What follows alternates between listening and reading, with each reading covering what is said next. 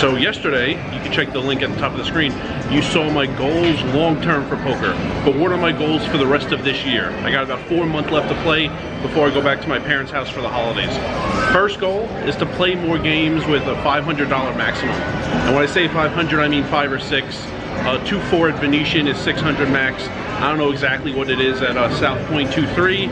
Bellagio 2-5 is 500 max. Caesars 2-5 is 500 max. I should get about 200 hours of those 4 games in between now and the end of the year, and we'll see what I can make in those games. I do have a lot of hours at Council Bluffs 2-3, which is 600 max, but it's a $3 big blind game, so I never separated it from 1-3, 300 max, and they're just all in my spreadsheet, no way to tell which is which, 1-3 or 2-3. And I've played 400 max at Maryland Live and MGM National Harbor, so I do have a bunch of hours at games that are between 400 and 600 max, in addition to MGM now, which is maxed the big stack at 1-2.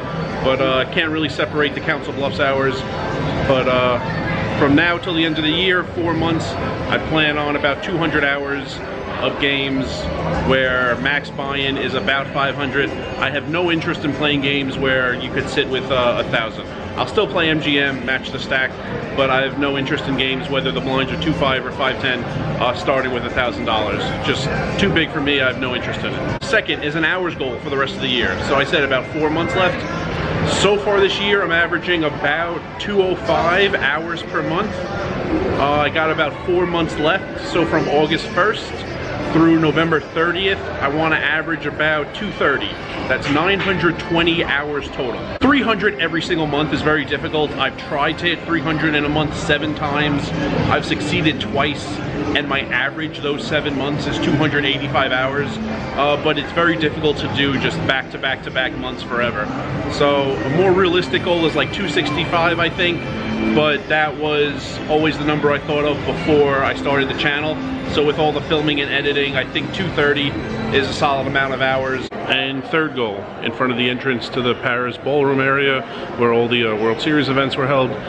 Third goal, I want 2 hours challenges.